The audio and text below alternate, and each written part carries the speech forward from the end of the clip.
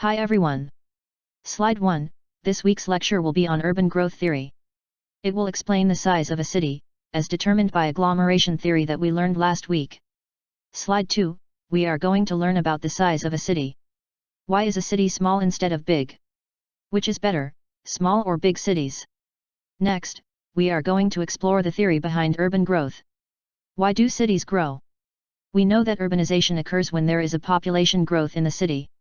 But how can we explain that phenomenon using economic theories, particularly agglomeration theory? Slide 3, so far we have learned that urbanization basically means an increase in the population of an area. We learned that the increase in population may be due to either rural-urban migration, or natural birth. However, what determines the rate of urbanization? In other words, what factors influence the speed of population growth? Firstly, economic growth and economic development may lead to increased job opportunities in urban areas, as businesses grow and more support services are needed. Secondly, technological change or advancements can foster a better quality of life in cities. Smart cities, for instance, offer better mobility, security, amenities, and services for their population. Thirdly, the growth in world population may contribute to a faster rate of urbanization. This can be observed during periods of peace and prosperity, not during war and strife. Finally, the rural-urban migration rate also can determine the rate of urbanization. The interplay of push and pull factor will ultimately cause the rate of migration to speed up or slow down. Slide 4, the utility definition in economics is derived from the concept of usefulness. Utility is the measurement of usefulness that a consumer obtains from any good. In the context of this lecture, we assign utility to a worker, that is, his usefulness to the city. We want to explore how an increase in city size affects the utility of a worker.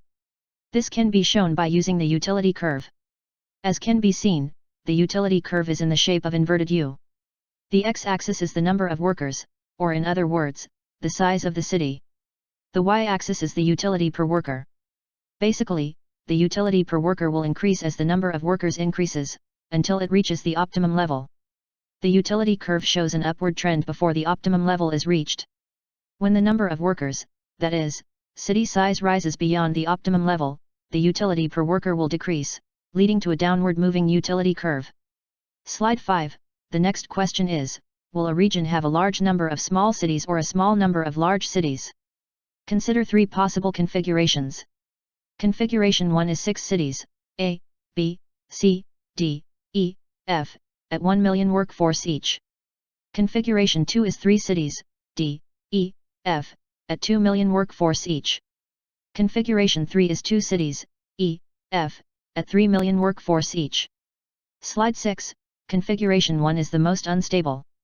In a region with a large number of small cities, the agglomeration economies are stronger than diseconomies of scale. In other words, there are more benefits to be achieved than losses to be suffered, for firms or industries to move and cluster in this setting. The small city that workers move to, become larger, and thus more efficient. As the size of city increases, the utility is higher in the city that workers move to. This will pull workers to keep moving out of the original city. Thus, small cities are unstable. Slide 7, configuration 3 is the most stable. In a region with a small number of large cities, the agglomeration economies are weaker than diseconomies of scale. In other words, there are more losses to be suffered than benefits to be achieved, for firms to move and cluster in this setting. The large cities that workers move to become larger, but more inefficient. This inefficiency causes utility to be lower in the large city that workers move to. This will push workers to move back to the original city. Thus, large cities are stable. Slide 8, this slide shows us the two categories of agglomeration economies, and how they affect city size. There are three utility curves, S, which is a small localization economy, M, which is a specialized localization economy, and L, which is a large urbanization economy. As before, the x-axis is the number of workers, or in other words, the city size. The y-axis is the utility per worker. For S, the diseconomies of commuting are higher than agglomeration economies. In other words, the single industry economy is only focused within a certain distance from the CBD, beyond which the travel costs for the workers will significantly eat into the wages. Therefore, a small localization economy will result in a small city size. For M, the larger localization economies caused a larger optimum city size. Although still a single industry economy, the larger size of the industry enables more workers to be employed, at higher wages to absorb the higher commuting costs. Therefore, a larger sized city will be the result of the bigger industry operation. 4L, having many industries within the city, will cause agglomeration economies to be higher than diseconomies of commuting. The sheer number of different industries enables high average wages to be offered to its workers. Thus, the workers can afford to live far from the city center, because the high wages can cover the commuting costs. Therefore, a large urbanization economy will result in a large city size. Slide 9, 3 main conclusions can be made from the above. Firstly, we can conclude that differences in city size are caused partly by differences in localization economies across industries. Other than the localization economies, the city size can also be significantly influenced by the existence of urbanization economies.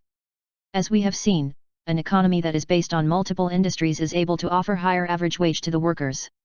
Another factor that can lead to bigger city size is the provision of local goods and services such as shopping facilities, policing, parks, and schools. These amenities and facilities may influence the location decision of workers. Slide 10, the existence of strong agglomeration economies also foster large cities. Localization and urbanization economies promote research and development, whereby ideas and new products will be incubated and nurtured. A large city provides a conducive environment that helps firms and industries in the early stages of product development. Slide 11, regardless of innovations in information and communication technology, cities will not disappear. Some activities still require face time in terms of business negotiations and conclusions. There will always be a need for cities and the physical proximity they provide. Thank you for your attention. Happy studying!